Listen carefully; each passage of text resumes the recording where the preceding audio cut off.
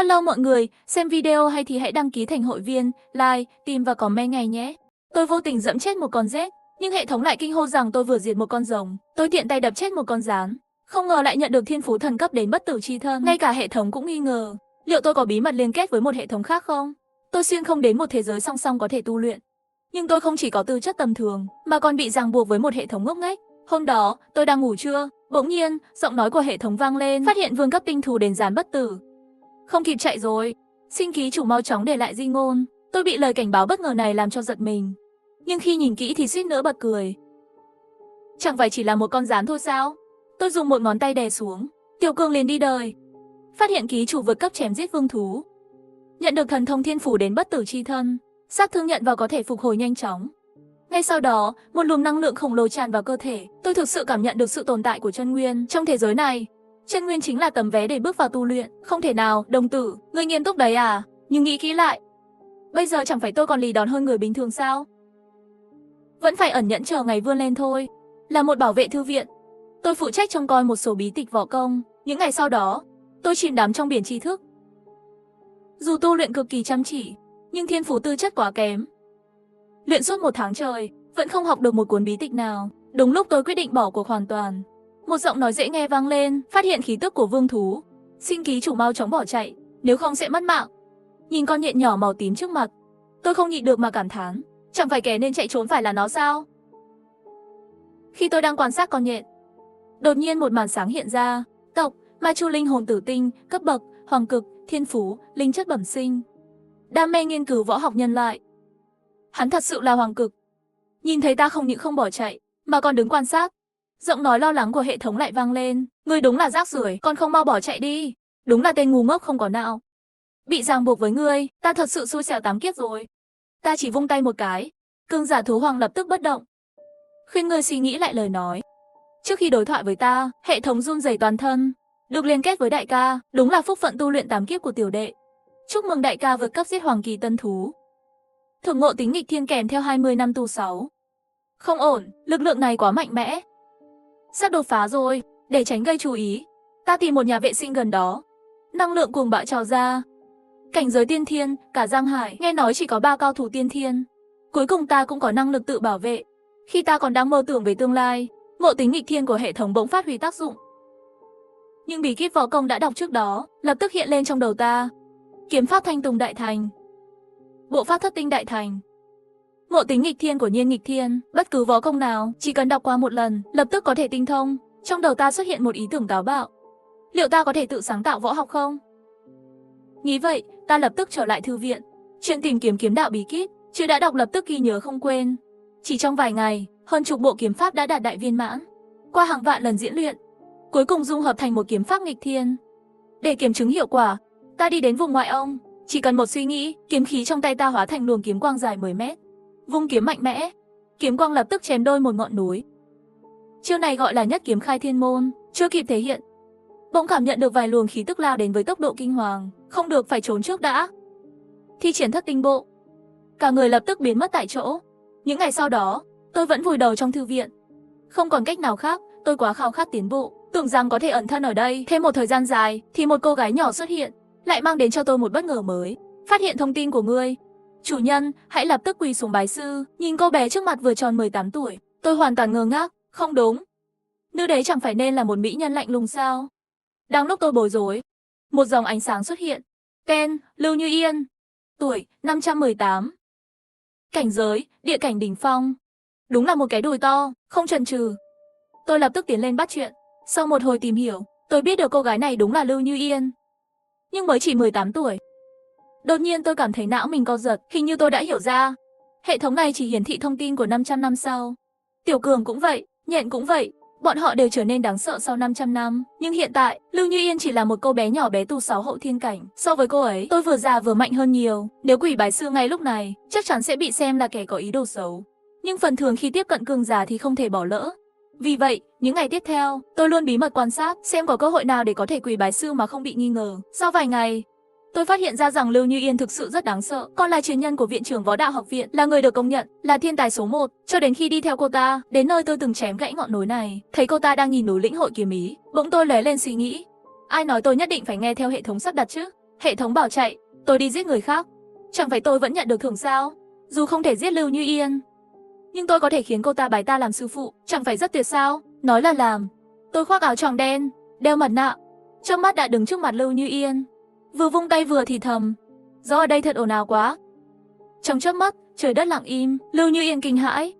Kiếm ý mà cả sư phụ ta cũng tự thẹn không bằng, lại bị hắn dễ dàng hóa giải. Chẳng lẽ ngài chính là Kiếm Đạo tông sư từng chém đôi ngọn núi này? Hệ thống lại chen ngang không đúng lúc, phát hiện thiên cơ trước mắt. Cơ hội nghìn năm có một, mời ký chủ lập tức quỳ bái sư phụ. Cút ra chỗ khác cho ta. Nói hay lắm, nhưng ta không nói đến ngươi. Ta thấy ngươi cốt cách đặc biệt, có nguyện bái ta làm sư phụ không? Lưu Như Yên nghe xong toàn thân run rẩy, sự vinh hoa phú quý này đến quá bất ngờ sao? Cao nhân mà cô ta ngày đêm mong đợi muốn thu cô ta làm đồ đệ, không chút do dự. Cô ta lập tức quỳ xuống dập đầu 3 cái thật mạnh. Hệ thống như thể chưa phản ứng kịp, giật một chút mới nghe thấy thông báo, không hổ là đại ca ta, có thể khiến nữ đế quỳ xuống bái lạy. Chúc mừng đại ca nhận được Tử Vi thần kiếm, nhận được đề cấp thần kỹ đến Trảm Thiên Ba kiếm thuật, cộng thêm 50 năm tu 6, tốt. Tôi vui quá liền truyền cho Lưu Như Yên một kiếm khai thiên môn, trước khi đi còn không quên dặn dò cô ta rằng sáu sư thích khiêm tốn. Chuyện hôm nay không được truyền ra ngoài. Sau đó, tôi lập tức lẻn đến một thung lũng yên tĩnh. Phần thưởng từ nữ đế chính là thanh kiếm thân Tử Vi xa hoa. Khoảnh khắc rút kiếm ra, tiếng kiếm ngân vang trong trẻo mang theo ánh sao Tử Vi bùng lên tận trời, trực tiếp thu hút các cao thủ khắp thành Giang Hải. Tiếp theo là hấp thụ 50 năm tù 6, linh lực cuồn cuộn tạo thành một xoáy nước khổng lồ, điên cuồng tràn vào cơ thể tôi. Cảnh giới của tôi cũng đạt đến bán bộ tông sư, đỉnh phong tiên thiên. Cuối cùng, tôi lấy ra tuyệt kỹ thần cấp địa mà ta mong chờ nhất, Trảm Thiên Bạt kiếm thuật. Sau khi lật xem một lượt, tôi lập tức thi triển ngay. Chỉ một nhát kiếm, toàn bộ thung lũng biến thành đống hoang tàn. Kiếm thuật cấp địa của thật đáng sợ. Nhưng động tĩnh này có vẻ hơi lớn rồi. Thế là tôi vội vàng rời đi, chủ yếu là chạy chữa, ẩn mình sâu không lộ ra ngoài. Quả nhiên, chưa được bao lâu, thung lũng đã bị cao thủ các nơi bao vây chặt kín. Hôm sau, tôi lại đúng giờ đến thư viện. Trước khi tôi trở thành thiên hạ đệ nhất. Nhưng ngay khi tôi chuẩn bị lên tầng 2 thư viện xem thử, âm thanh hệ thống bỗng vang lên. Phát hiện hoàng cấp huyết ma xuất hiện đến cực kỳ nguy hiểm. Yêu cầu ký chủ lập tức bỏ chạy. Không đúng, yêu cầu ký chủ lập tức phái nữ đế đồ đệ đến tiêu diệt. Chơi a, chẳng khác nào lợn mẹ siêu sản. Thưởng hay không quan trọng. Chủ yếu là chuyện này quá nguy hiểm. Vẫn là tôi tự thân ra tay thì an toàn hơn. Sau khi đến hồ trung tâm, tưởng rằng lại chỉ là một con sâu nhỏ yếu ớt. Không ngờ hồ trung tâm lại bị một nhóm vũ cảnh trang bị đầy đủ bao vây. Mà người dẫn đầu chính là 3 vị tiên thiên võ giả duy nhất của Giang Hải. Chẳng lẽ con thú này đã phát triển trước thời hạn? Khi tôi còn đang nghi hoặc, thì đột nhiên một con quái vật toàn thân đỏ như máu trồi lên từ mặt nước. Thì ra là một con đỉa hút máu khổng lồ. 3 cường giả tiên thiên ngay lập tức lao lên đối đầu với nó. Nhưng con đỉa Tây Thiên lại lấy 1 địch 3, mà vẫn không hề rơi vào thế yếu. Chỉ trong chốc lát, 3 người đã bị đánh trọng thương ngã xuống đất. Nhưng ngay khi nó định kết liễu bọn họ, một bóng người xuất hiện trên mặt hồ. Một kiếm khai thiên môn. Chiêu toàn lực này đã bổ một vết thương khổng lồ trên đầu con đỉa. Nhưng người ra chiêu cũng đã cạn kiệt linh lực, không còn sức chống cự. Nhìn con đỉa lao về phía đồ đệ, ông ta thở dài một tiếng. Xem ra, thân phận kiếm thần Giang Hải của tôi không thể giấu được nữa. Ngay lúc Lưu Như Yên sắp phải nhận lấy cái chết, một luồng sáng tím mang theo vạn trượng lôi đình chém thẳng vào con đỉa đỏ. Lưu Như Yên thấy vậy liền vui mừng, là sư phụ ra tay rồi. Con đỉa bị kiếm khí cùng bạo áp chế không thể động đậy. Thần kiếm xuyên thẳng qua, thân thể khổng lồ đỏ rực cùng với nước hồ phát nổ dữ dội. Nhưng ánh mắt cuối cùng của nó như thể đang tự hỏi, ta đã phạm thiên điều sao? Ngay sau đó, hệ thống vang lên giọng nói run rẩy, đại ca vậy mà giết chết hoàng cực huyết ma trong nháy mắt. Thưởng công pháp thần cấp huyết thần quyết, cộng thêm 20 năm tu 6, để tránh gây chú ý. Tôi lập tức chạy ra ngoại ông, rồi tìm một hang động. 20 năm tu 6 lập tức hấp thụ, vốn đã là đỉnh phong của cảnh giới tiên thiên, lập tức đột phá, cảm nhận sức mạnh cuồn cuộn. Cường giả tông sư, thật đáng sợ, mà huyết thần quyết này lại huyền diệu vô cùng. Có thể ngưng tụ tinh huyết thành huyết thần tử phân thân. Vậy chẳng phải tôi có thể làm nhiều công việc cùng lúc sao? Lương bổng sau khi tăng vọt lên 5 con số, tôi vẫn ẩn cư trong thư viện, làm công việc bảo vệ toàn thời gian. Đối với tôi mà nói, đây đúng là một tàng kinh các thực thụ. Càng ngày càng có nhiều kiếm đạo bí kíp được dung hợp, nhất kiếm khai thiên môn cũng dần hoàn thiện, mơ hồ đã đạt đến trình độ võ học tông sư. Ha ha ha, thực lực của tôi bây giờ có lẽ cũng thuộc hàng hiếm hoi trong cả nước rồi nhỉ. Thế nhưng ngay lúc tôi định tìm người kiểm chứng thực lực, thì lại đụng ngay quỷ ở trước cửa nhà mình. Nên đánh hay là chạy?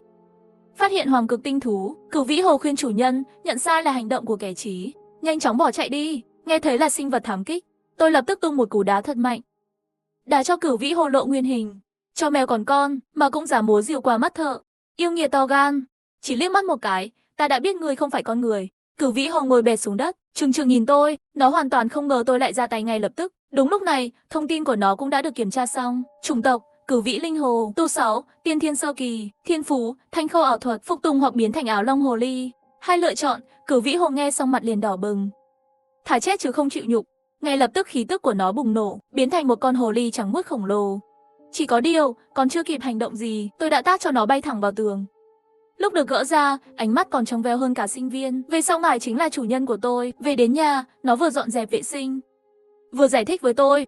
Ta bình thường thích giả thần giả quỷ, dọa người ta xỉu rồi hút chút dương khí. Chỉ là không ngờ, trong khu dân cư tồi tàn này lại có cao thủ như chủ nhân. Nghe vậy, tôi lập tức vỗ trán, nhớ ra một chuyện lớn. Hệ thống chết tiệt, ngươi giả chết à? Phần thưởng của ta đâu? Lúc này hệ thống đang trong trạng thái chấn động. Hồi lâu mới phản ứng lại. Không phải chứ, đại ca, dị thú cấp thú hoàng, ngươi lại đem làm bảo mẫu. Chúc mừng đại ca, nhận được Tử Dương Quán Tưởng Pháp kèm 20 năm tu 6. 20 năm tu 6 này, giúp tôi đạt đến trung kỳ cảnh giới tông sư.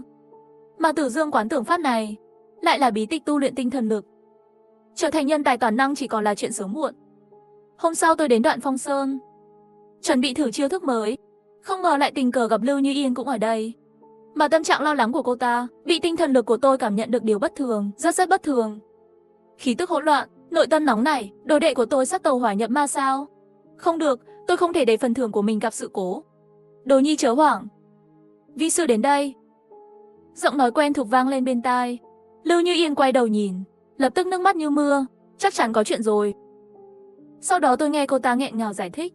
Thì ra có một kiếm đạo tông sư tự xưng Thảo Nguyên Kiếm Thánh, dẫn đồ đệ của cô ta đi khắp nơi khiêu chiến. Hai thầy trò này liều lĩnh, đi đến đâu thẳng đến đó. Mà Lưu Như Yên với tư cách đệ tử thủ tịch Giang Hải, phải đấu với Kiếm Thánh, đồ đệ biết rõ không thể thắng, nhưng lại ảnh hưởng đến danh dự của quan Giang Hải, khiến cô ấy chịu áp lực rất lớn. Chỉ thế thôi sao?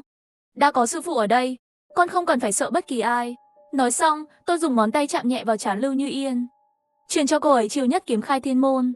So với phần thưởng trước đó, thì thứ này chẳng đáng là bao, nhưng Lưu Như Yên lại sững sờ, quỳ xuống dập đầu 3 lần thật mạnh.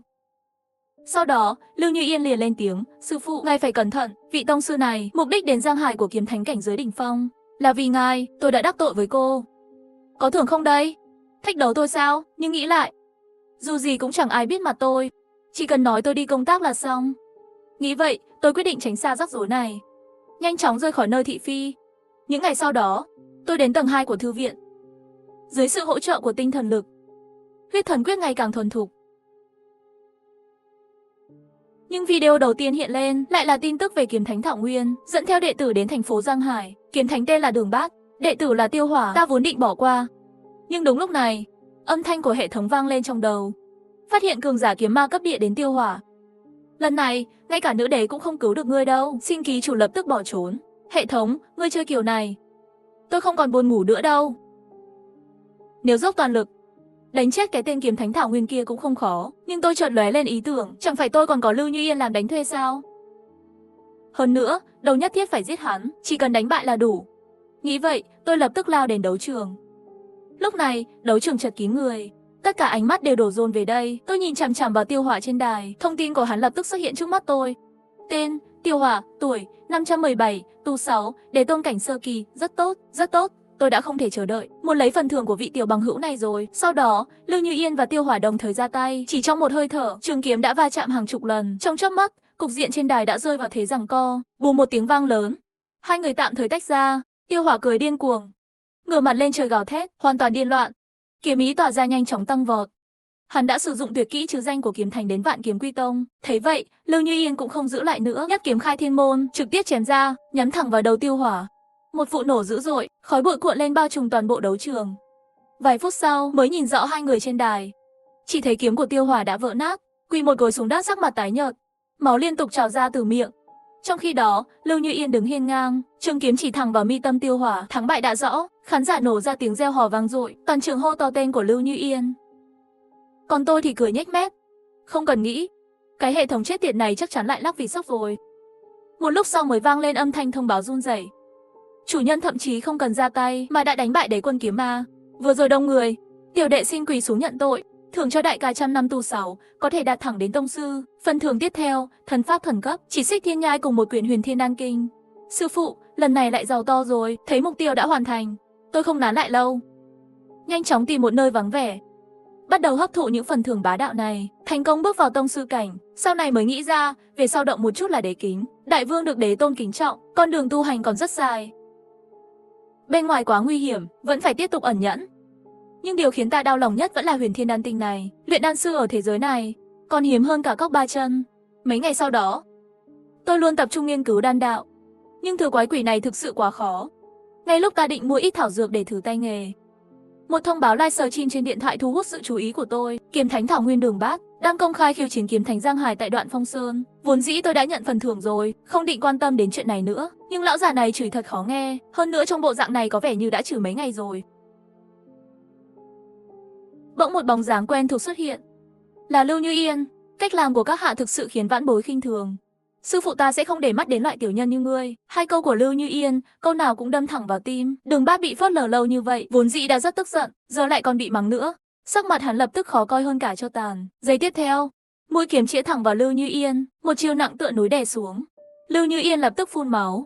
Cô nhóc này có dũng khí, nhưng đầu óc không được sáng lắm. Ngay lúc cô ta sắp bị nghiền nát, bỗng không gian rung chuyển, một bóng người áo đen chợt xuất hiện bên cạnh Lưu Như Yên.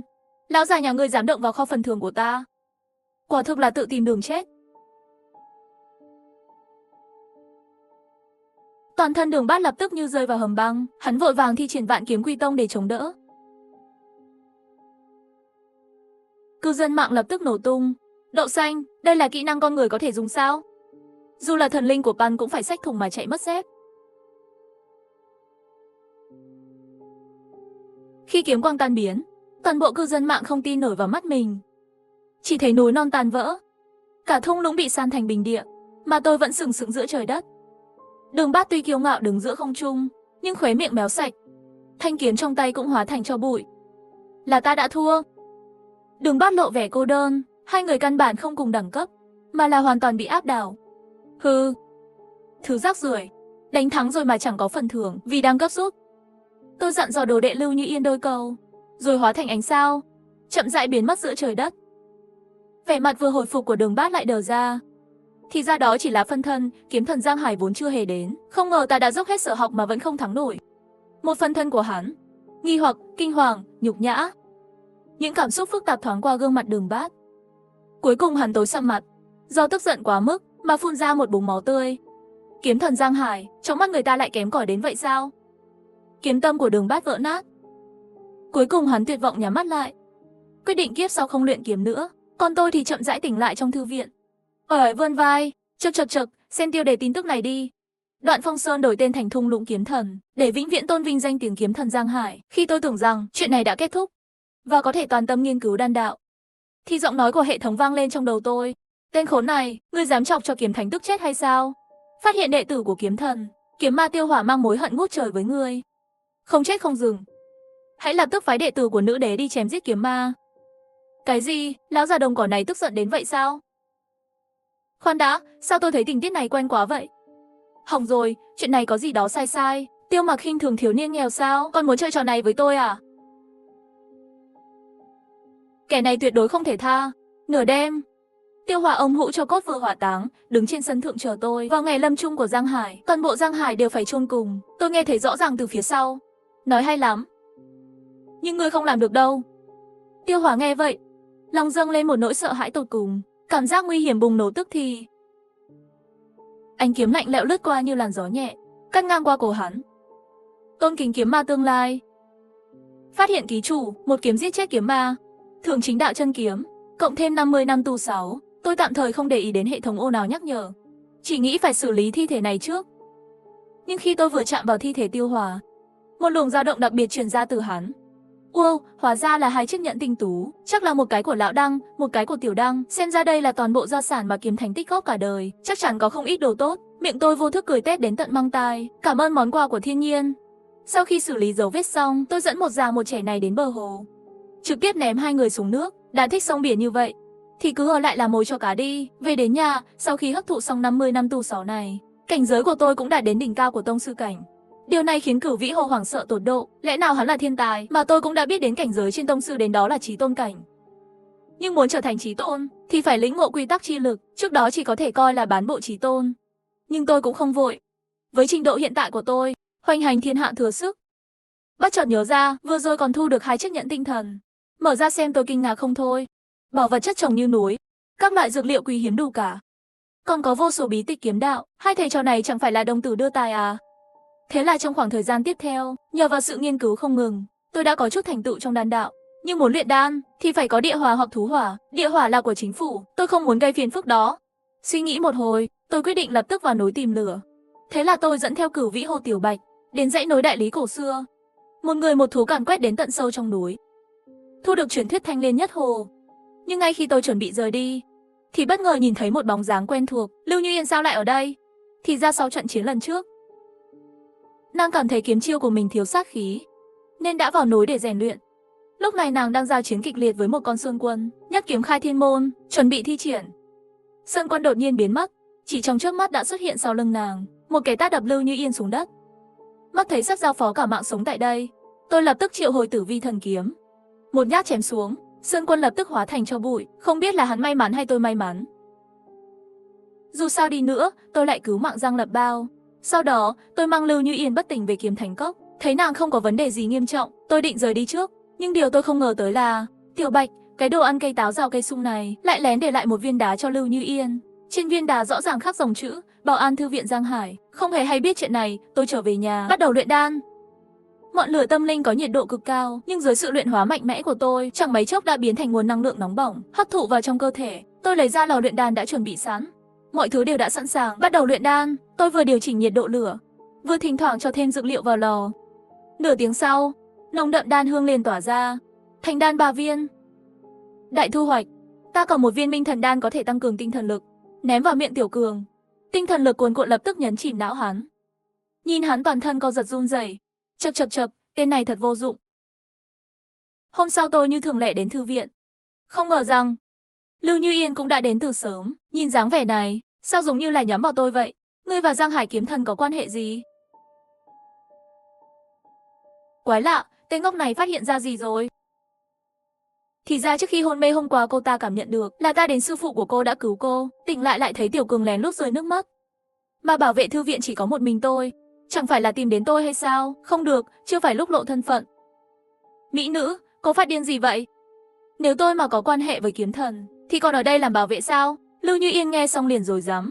Thật không thể hiểu nổi, sư phụ sao lại bảo nàng đi tìm tên vô dụng này. Thế là nàng ngại ngùng một lúc, nói một câu làm phiền rồi rời đi. Nhìn Tiểu Cường cười run rẩy bên cạnh. Là đàn ông. Trực giác nhạy bén của tôi lập tức cảm thấy chuyện này có gì đó không ổn. Người tốt nhất cầu nguyện đi, đừng để ta tìm ra chứng cứ. Lưu Như Yên đi rồi. Học thêm chút kiến thức, nhưng so với Huyền Thiên Đan Kinh, chỉ là trò trẻ con. Không ngờ. Không còn cách nào, hôm nay nghỉ ngơi một ngày vậy. Nghĩ đến sau khi tan ca sẽ đi chợ mua sắm một chút. Không ngờ đường đường là Giang Hải Kiếm Thần lại bị tập kích. Thấy còn một con hẻm nữa là tới chợ. Một luồng kiếm khí sắc bén lao thẳng đến tôi. Là kẻ nào mắt mù rồi đây? Dám vung kiếm trước mặt quan công sao? Ngay khi vung tay đánh tan kiếm khí này, tôi thầm nghĩ không ổn. Quả nhiên, ngay giây tiếp theo, Lưu Như Yên đã xuất hiện trước mặt tôi. Tôi là đệ tử của kiếm thần, sư phụ sai tôi đến tìm bạn. Tôi khi nào sai cô? Nhưng nhìn thấy thân thủ của cô đã lộ rõ, nếu không lừa gạt cô một chút, chắc chắn sẽ đến tìm tôi mỗi ngày. Thôi được, tôi không giả vờ nữa. Thực ra tôi là đại sư huynh của cô. Đại sư huynh, tôi nói 2 câu này mà không đỏ mặt, không lo lắng. Lưu Như Yên kinh ngạc. Nhưng nghĩ lại cách tôi vung tay tạo kiếm khí, cộng thêm viên đá có chữ Bảo An, mọi chuyện rõ ràng. Lưu Như Yên gặp đại sư huynh. Thấy vậy, tôi hỏi câu hỏi mà mình muốn hỏi nhất. Sư phụ bảo cô đến tìm tôi như thế nào? Nhìn viên đá trong tay Lưu Như Yên, và nhìn Tiểu Bạch đã đổ mồ hôi ướt đẫm, cô đúng là đồ đáng ghét. Cô lấy tôi làm trò cười phải không? Đuổi Lưu Như Yên đi. Tôi không thèm đi chợ nữa. Lôi Tiểu Bạch về nhà ngay lập tức.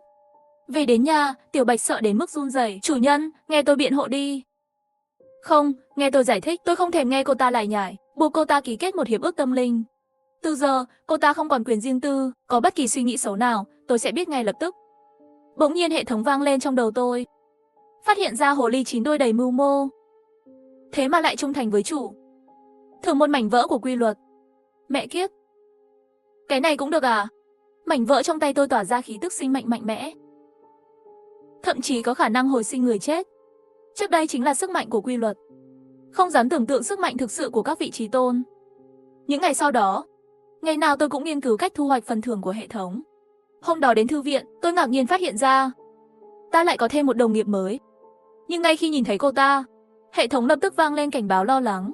Phát hiện trận pháp đại tông sư Lý Thanh Hà. Sao mà ngươi lại đụng độ với những nhân vật lớn thế này? Ngơ ra làm gì? Mau chạy đi. Ta chẳng thèm để ý.